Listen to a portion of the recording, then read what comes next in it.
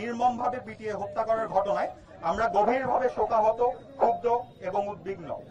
আমরা মনে করি সাম্প্রতিক বছরগুলোতে রাজনৈতিক প্রশ্রয়, বিচারহীনতার সংস্কৃতি ও প্রভাবশালী মহলের ছত্রছায়ায় একের পর এক হত্যাকাণ্ড সংঘটিত হচ্ছে। সোহাগ হত্যার ঘটনাও তার ভয়াবহ উদাহরণ।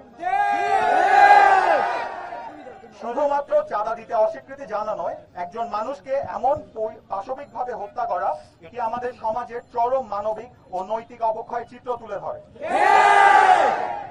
ঘটনা পরবর্তীতে জানা গেছে অভিযুক্ত মহিন বাংলাদেশ জাতীয়তাবাদী যুব দলের একজন প্রভাবশালী রাজনৈতিক কর্মী এবং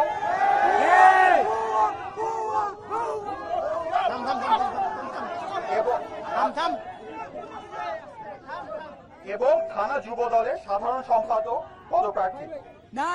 তার বিরুদ্ধে চাঁদাবাজি, নিয়োগ বাণিজ্য সহ অসংখ্য অভিযোগ রয়েছে।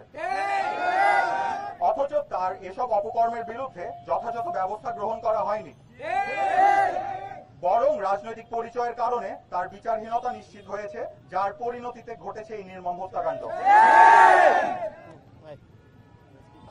আমাদের দাবি এবং আহ্বান সমূহ: প্রথমে সোহাগ হত্যার ঘটনার দ্রুত ও নিরপেক্ষ বিচার নিশ্চিত করতে হবে। অভিযুক্ত মাহিন, রবিন সহ সকল খুনিকে গ্রেপ্তার করে সর্বোচ্চ শাস্তি নিশ্চিত করতে হবে। সমগ্র বাংলাদেশে চাঁদাবাজি ও নিয়োগ বাণিজ্যের বিরুদ্ধে কঠোর ব্যবস্থা গ্রহণ করতে হবে। রাজনৈতিক পরিচয়ের অপব্যবহার করে অপরাধীদের রক্ষা করার সংস্কৃতি থেকে আমাদের বেরিয়ে আসতে হবে। ভবিষ্যতে এ ধরনের ঘটনা রোধে প্রশাসনিক ও রাজনৈতিক পর্যায়ে স্বচ্ছতা ও জবাবদিহিতা নিশ্চিত করতে হবে।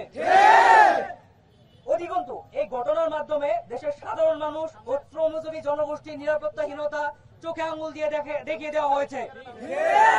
আমরা আশা করি সরকার ও প্রশাসন কঠোর পদক্ষেপ গ্রহণ করবে, নাহলে সাধারণ মানুষ রাষ্ট্রের প্রতি তার আস্থা হারিয়ে ফেলবে।